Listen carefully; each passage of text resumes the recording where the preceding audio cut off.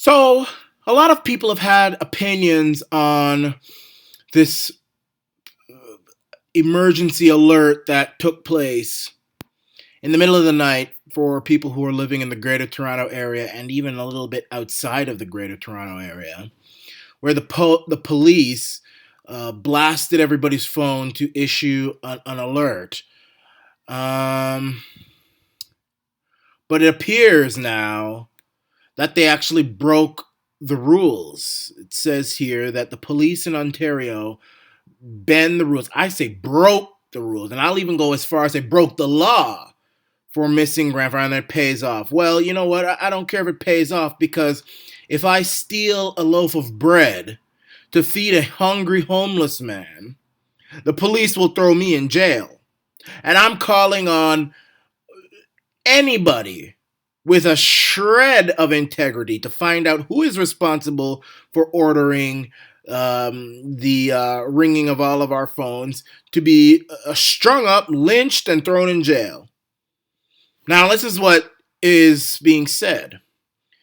Residents in Ontario were awakened early on Thursday morning to an Amber Alert of a different nature than the ones police typically use.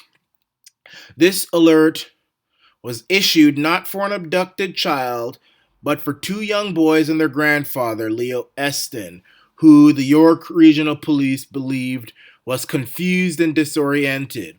First of all, I don't know really what the whole story is, but I mean, I am pretty sure that this individual probably had a history of being confused and disoriented. So what the hell would his parents or the parents of these children give their children to this grandfather and just let them roam free? Something doesn't seem right here. No, no, no, no, no, no, no, no, no, no, no. Something doesn't seem right here. I mean, either the grandfather is foolish for just being out there confused and disoriented without calling authorities to help him, to assist him, or the parents are the ones who are the fools for giving their children to this confused individual.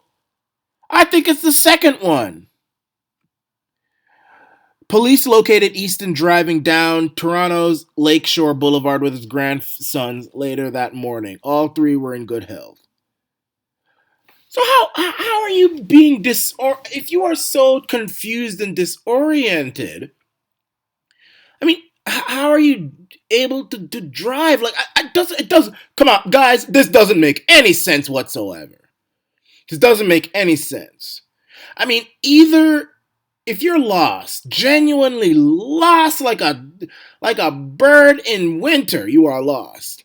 One of the things I'm going to do, if there's no other hope, I'll either use my phone to call police. Hey, I don't know where I'm going. What's going on here? Or I'll find a phone or whatever. I mean, unless you're sick. But if you're sick and you're confused, genuinely, have a mental disorder, I don't know how you were able to drive like that. I mean, were you a zombie? What was going on here? Did the grandchildren drive? I mean, holy mackerel, man! This grandfather must be Superman. I mean, you're in a confused, dilapidated, disheveled state, and you're still able to drive. It's like, what the hell? Typically, an Amber Alert is only issued under a narrow set of criteria. Thursday's case didn't quite meet those standards, but the York Regional Police say this was a case where eschewing the guidelines paid off. No, I didn't. Never. You never break the rules. Never. No matter what. York Regional Police, you would lock me up if I stole a piece of loaf of bread or a can of beans or a can of ackee or whatever to go feed a hungry homeless person. Yeah, you would. You'd tear me up. You'd tear me up. So you guys can't now get away with breaking the rules. In fact, I would say stealing bread is not as bad as waking up the whole damn city. Especially when most of the city is asleep and they can't do anything when children are. I mean, I was up here in Mark. What am I supposed to do in my bed? Sleeping. What am I supposed to do? What am I supposed to do at 3 a.m.? You need to have these type of signs here like this.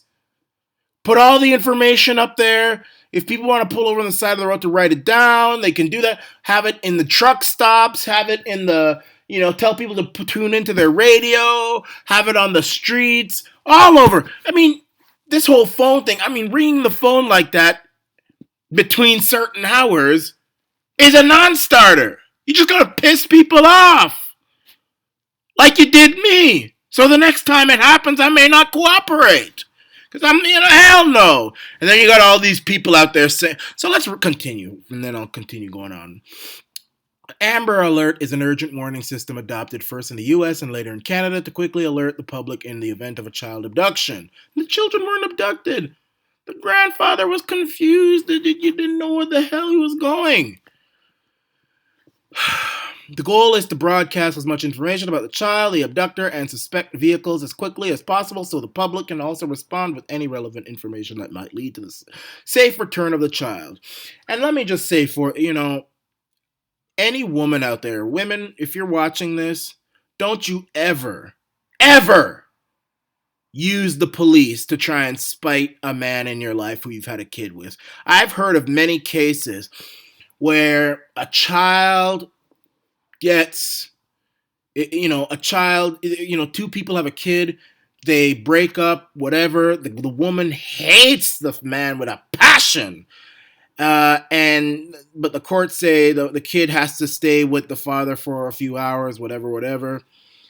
And, sometimes he might forget the time or time goes by too quickly or whatever. And then the woman, she calls the police to spite the man. I'm going to get back at you. I'm going to embarrass you, put you all over the women. And then there's an Amber Alert and then all of it. It was usually for women. Don't do that. Don't do that. Don't do that. Don't do that. That's dotty behavior. That's dotty behavior. Using Canada's public alerting system, police can leverage highway message signs, correct way, radio, correct way, television, correct way, and people's mobile devices, incorrect way between certain times, I say. Friggin' police, man.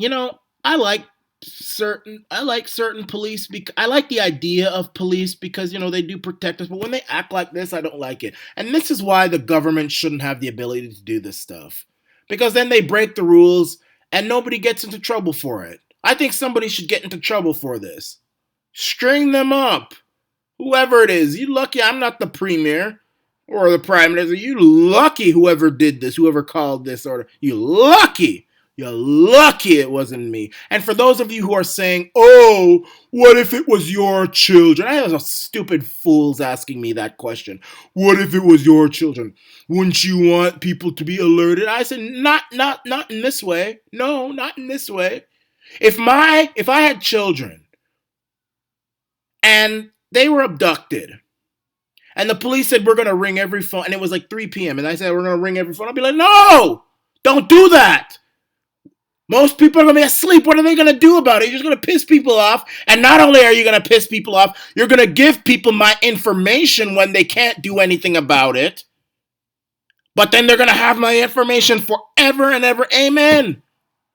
Now, if it's done in the morning and in the afternoon when people are awake, most people are generally awake, maybe that's fine. But then you got people who do work the night shift. You have to understand that.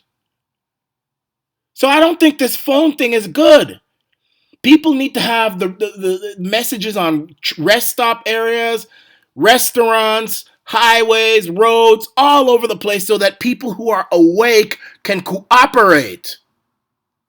This whole phone thing, government going into my phone, unless Kim Jong-un is about to blow me up with a nuclear weapon, or unless there's a tornado coming, or a hurricane, or a volcano, or some AIDS epidemic is. I don't want the government getting into my phone. The hell with you, especially the Canadian government.